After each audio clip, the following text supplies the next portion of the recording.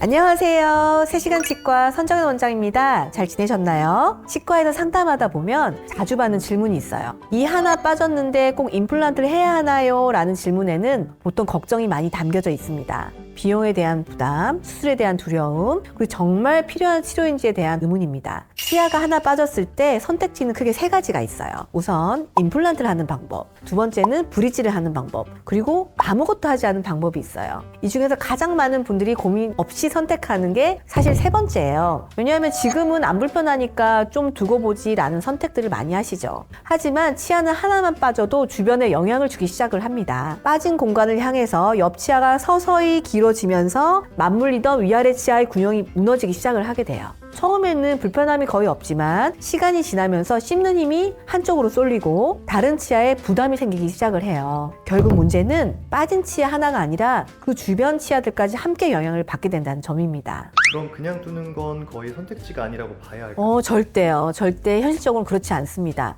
당장은 괜찮아 보여도 장기적으로 보면은 가장 많은 문제를 만드는 선택이 바로 아무것도 하지 않은 경우입니다. 그래서 최소한 브릿지나 임플란트 중 하나는 반드시 고려하셔야 되는데요. 브릿지는 빠진 양옆 치아를 깎아서 다리처럼 연결하는 치료예요.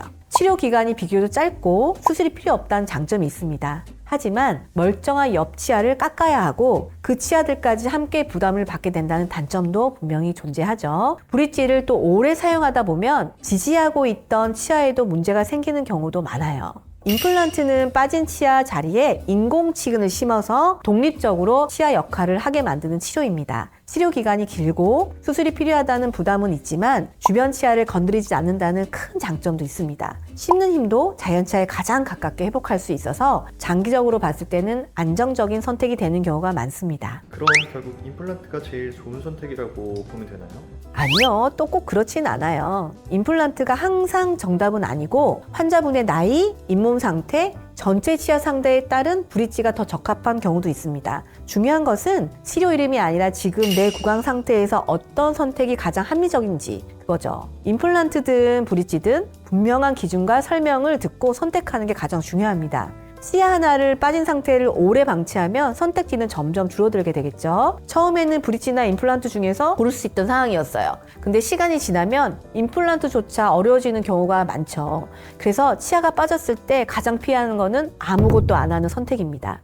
이제 그럼 정리를 해보겠습니다. 임플란트는 만능 해결책도 아니고 브릿지가 나쁜 치료도 아닙니다. 하지만 치아가 빠졌다면 반드시 어떤 형태로든 그 자리를 회복해주는 게 필요합니다. 치료를 결정하실 때는 비용이나 막연한 두려움이나 장기적으로 내 치아를 어떻게 지키고 싶은지를 기준으로 생각하셔야 합니다. 지금까지는 치료에 대한 이야기를 중심으로 설명드렸는데요. 다음 영상부터는 이걸 알면 불필요한 치료를 피할 수 있다 관점에서 치과 치료를 조금 더 현명하게 선택하는 방법들을 하나씩 이야기해 보겠습니다. 시청해 주셔서 감사합니다.